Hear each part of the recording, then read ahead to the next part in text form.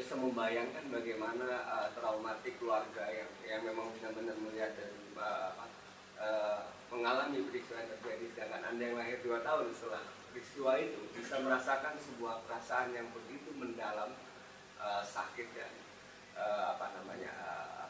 traumatik yang mendalam akibat stigma PKI itu. Saya setuju sekali bahwa rekonsiliasi memang sudah mutlak dibutuhkan dalam perjalanan sejarah bangsa kita yang sudah dibelokkan ya, jadi pembelokan sejarah selama hampir 50 tahun gitu. Dan film ini berusaha untuk mengungkap bagaimana bahwa pembelokan sejarah itu dialami lintas generasi, mulai dari bapak, ibu, Mas Adi sendiri, bahkan anak-anak kecil masih diberi doktrin bahwa PKI adalah sebuah musuh negara, musuh agama bahkan, dan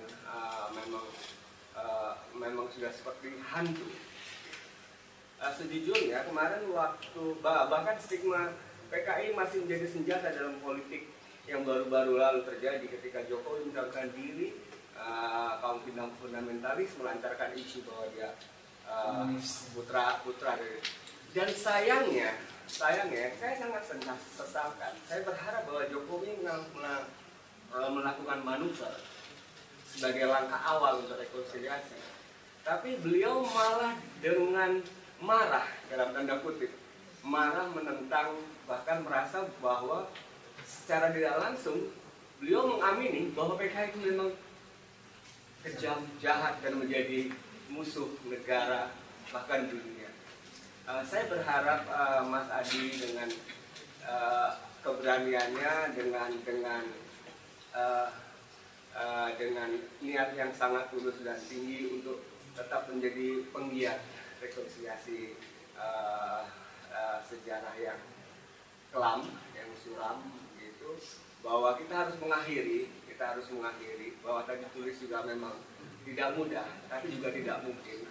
Gitu. Saya berapresiasi pada Pak Edo juga yang dengan keberaniannya memutar film ini di sini. Mudah-mudahan ajang ini akan terus berlangsung, Pak, untuk kita selalu menggiatkan proses rekonsiliasi nasional ini dan mengembalikan sejarah dalam porsi yang sebenarnya. Satu hal yang ingin saya tanyakan adalah ketika peristiwa itu terjadi, mungkin bagaimana Bapak dan Ibu Mas Adi begitu berharap, bahkan mungkin sekarang saya menganggap bahwa Mas Adi itu kalau balik itu lahir kembali titisan itu, reinkarnasi Mas Ramli almarhum, mohon maaf kalau lancang gitu.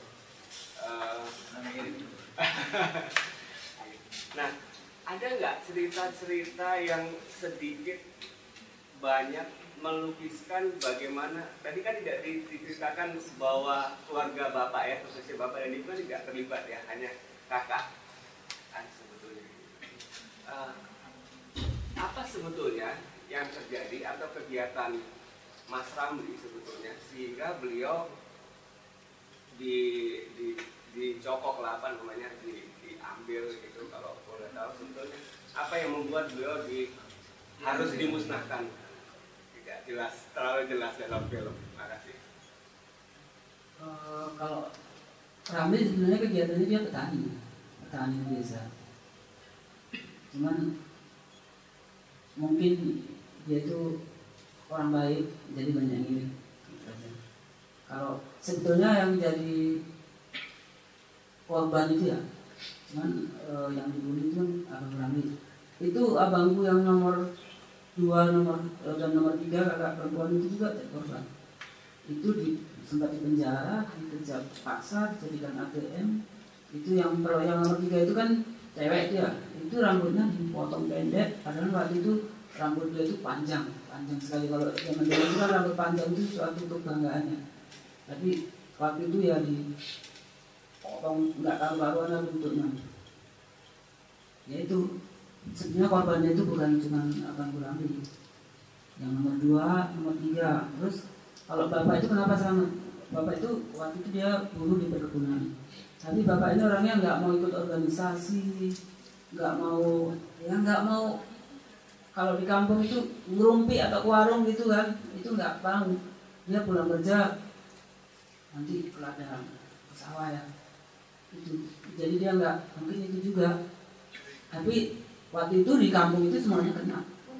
Apa mungkin ada organisasi BTI di kampung itu aktif barisan tani? Terakhir katanya sih memang dia di desa itu masuk anggota BTI. itu kan aku tahunya belakangan dari Joshua. Sekarang ini sih nggak tahu kalau dia itu anggota BTI, karena ini kegiatan dia biasa saja. Sebenarnya dia di situ orang baik lah. Itulah. Terima kasih. Oke, mungkin supaya tidak terlalu lama kita batasi aja ya sebenarnya. Harusnya kalau ngomong kayak gini bisa sampai pagi. Tapi mungkin gimana? 2 pertanyaan lagi? Silakan Pak. Bukan, saya mau mungkin menyambung tentang memang dengan kasus yang ini menyengsarakan juga buat saya keturunan dulu, apalagi zaman setelah itu. Di mana-mana kan sekarang mungkin sekarang diperlukan keterangan kelakuan baik. Masih ingat mungkin teman-teman atau yang supaya saya mungkin yang dulu harus bebas PKI. Itu kan sepertinya zaman sekarang ini nggak perlu lagi. Cita sekarang. Cita dengan dia sekali surat keterangan catatan kepolisian. Iya, jadi saya dulu kalau mau melamar pekerjaan apa suruh minta keterangan kelakuan baik dan apa dan kurung itu bebas PKI. Ya, tidak ikut PKI. Jadi padahal saya lahir, makanya anak-anak kita yang ini lahir setelah kejadian yang berapa puluh tahun yang lalu. Itu aja. Oke, lanjut 2 pertanyaan lagi. Kalau enggak kita yang nanya.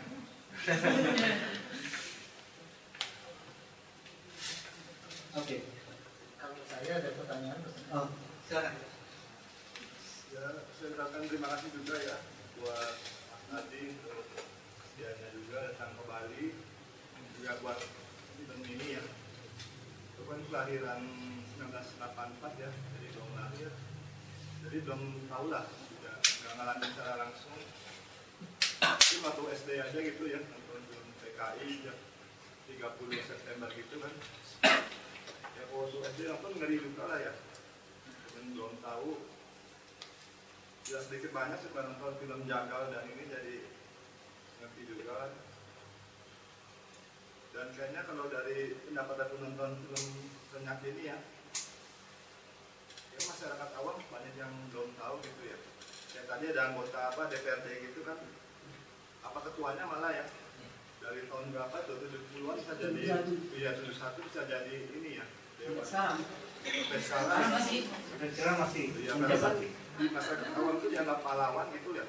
Dan terbalik-balik korbannya yang dianggap orang jahat, yang jagalnya dianggap pahlawan. Jadi dari film ini sedikit banyak bisa jadi referensi bagaimana sebenarnya posisinya. Dan dari masa dinanya juga kayaknya mereka kayak nggak ini ya, gengsi, nggak mau ngasuh rasa bersalah gitu ya. Tapi kalau saya lihat dari wajahnya itu kayaknya sih dari hati nurani paling kecil pasti ada juga lah feeling guilty-nya juga ya dari Jagal itu. Ya, yang mungkin saya tanya tuh satu aja ya, dari mungkin hatinya Mas Adi itu apakah sudah ada memaafkan orang-orang yang tadi kan ada banyak ya penanya abangnya Bang Ramli, tapi ada juga saudara yang perempuan. Dari dalam hatinya apakah sudah ada rasa memaafkan dari Mas Adi sendiri? Kalau aku sih, ya mungkin karena aku lahir setelah peristiwa itu ya, aku juga nggak mau jadi anak durhaka sama orang tua. Orang tuaku yang aku itu sangat benci dan dendam balik, dan itu sesuatu yang wajar dan memang harus seperti itu selaku orang tua. Apalagi itu anaknya kan memang tidak seperti apa yang dituduhkan, dan anaknya itu nggak ada buat yang macam-macam lah sesuai dengan apa yang dituduhkan. Kalau aku pribadi, aku ya sudah memaafkan mereka. tanpa mereka tapi harapan aku mereka itu mengakui apa yang pernah mereka lakukan, dan mereka itu mengakui bahwasanya tindakan mereka itu salah. Itu yang sangat aku harapkan. Dan kalau untuk memaafkan, aku sudah memaafkan mereka sebenarnya. Kalau seandainya aku nggak memaafkan mereka, mungkin aku akan datang dengan cara lain.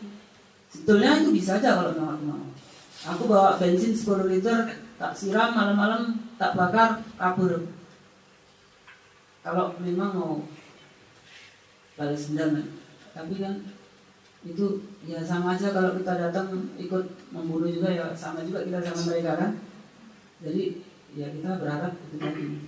Nah harapan kita itu ya mereka itu memang mau mengakui apa yang telah mereka lakukan dan tindakan mereka itu salah. Nggak cukup ya aku salah, ya salah apa tindakannya, nggak bisa seperti itu. Itulah. Mungkin ini pertanyaan terakhir. Dalam pembuatan film ini kan satu paket dari Jagal, Senyap, dan satu lagi katanya trilogi kan bakal jadi trilogi. Apakah ini akan menjadi trilogi? Saya sempat dengar kalau ini akan jadi trilogi. Karena kalau dibuat lagi ya gini-gini juga ceritanya kalau memang kasus ini belum selesai. Makanya enggak. Iya, tapi yang maksud dari saya adalah perjalanan saya nonton yang pertama itu telekonferensi sama Joshua juga di YouTube. Dan itu dia bilang kalau hampir 10 tahun ya menghabiskan buat produksi film ini. Dan di situ kan ngantongin banyak nama nih. Pertama salah satunya seperti Bapak DPRD tadi itu. Ada kemungkinan nggak sih dari nama-nama ini akan dipublish untuk sebagai public knowledge, kalau orang tahu ini orang-orang yang mungkin nggak kompeten bakal jadi pemimpin karena terlibat. Paling nggak itu saya cuma ngomongin sistem kayak Wikipedia gitu. Ketika nama itu diupload dan kejahatan-kejahatan yang mendekati, yang mungkin masih bisa dibuktikan, terutama seperti Bapak Gubernur, Ketua DPRD tadi itu ya, itu publik tahu dulu, maksudnya ini nggak usah ke ranah hukum, dan ini bagian dari research tim Jagal ini sendiri. Ada rencana ke situ nggak sih kalau nama-nama ini harus diunggah? Bukankah dengan film ini sudah iya tentu, tapi sekarang kan kita dari sini saya aja udah agak miss sama si apa yang mau jadi gubernur yang pertama Jagal yang gendut. Itu aja saya sudah agak rancu gitu. Maksudnya kalau andai kata sangat baik kalau ada website misalnya yang bisa memuat ini loh kronologis dari film Jagal, tokoh yang terlibat ini walaupun bentuknya anonim. Tapi paling nggak kita bisa lihat data-data dari orang-orang yang mungkin terlibat, ya sebenarnya terlibat, bahkan korban itu sendiri. Karena 10 tahun itu cukup untuk membangun data yang cukup kuat sih, gitu. Dan diutamakan untuk kepentingan pengetahuan di kedepannya nanti untuk pemilu berikutnya atau. Kalau saya membaca saat ini agenda Joshua adalah berusaha menembus Amerika. Untuk Amerika dulu mengakui perannya dia pada peristiwa 65. Karena kelihatannya kalau Indonesia atau pemerintah Indonesia masih sulit sekali karena sebetulnya dalang besarnya ini ada di Washington dan bahkan mungkin Washington pun tidak berdaya apa-apa. Ini yang disebut-sebut sebagai black ops itu. Jadi harus ada pengakuan dari sumbernya dulu. Paling nggak dokumen-dokumen dibuka dan bisa dipelajari. Kalau ya apa yang Kas bilang tadi ini direkam dan pasti akan didengar oleh Anonymous dan Joshua, mudah-mudahan menimbulkan ide untuk langkah-langkah yang lain begitu ya.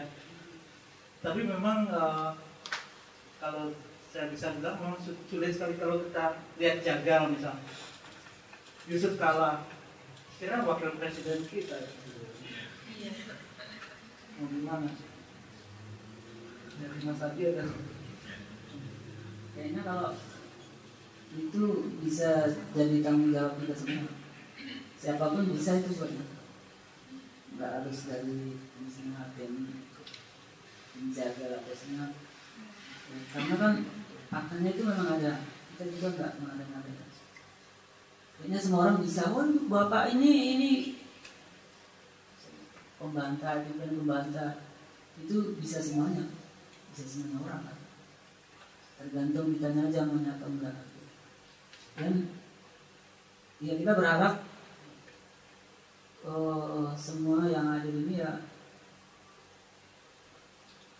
film ini bukan, karena aku ada baca ya beberapa itu pernyataan dan ungkapan semuanya ini bukan dari aku loh, semuanya itu jangan hanya sebatas bahan diskusi, cuman lomba pintaran ngomong gitu, dia yang paling ngomong yang paling pintar, bukan itu, tapi kita mau maknanya lebih besar lagi, dimana ini jadi memang betul-betul jadi bahan diskusi yang besar, supaya memang apa tujuan dari film ini bisa tercapai, yaitu rekonsiliasi, rehabilitasi dan rekonsiliasi.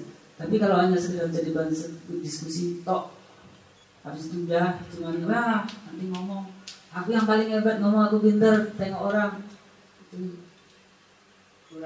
kurang bermanfaat gitu. Jadi kita berharap selain jadi bahan diskusi, kedepannya bisa mendorong supaya hasil dari nonton kita itu memang betul-betul ada hasilnya, nggak sia-sia. Satu hal yang mungkin bisa kita lakukan bersama, tadi saya sempat ngobrol juga dengan teknisi dari pemutaran ini dari tim Anonymous. Saat ini kita coba berusaha mendorong Jokowi untuk nonton film ini. Hanya untuk nonton film ini, tidak usah berharap dia bikin perubahan atau apa, tapi bagaimana mendorong presiden untuk nonton film ini. Setelah itu ya apa efeknya kita nggak tahu. Tapi ya itu yang sedang diusahakan oleh Komnas HAM, membawa film ini supaya bisa ditonton oleh Jokowi. Dan kelihatannya sudah ada petisi di change.org. Coba nanti kalau bisa saya posting juga di media supaya bisa didukung petisi kita, presiden dan orang-orang pemerintahan menonton film ini. Demikian. Ada tambahan? Ini nggak ada. Ini nggak tahu lagi ada yang ngomong.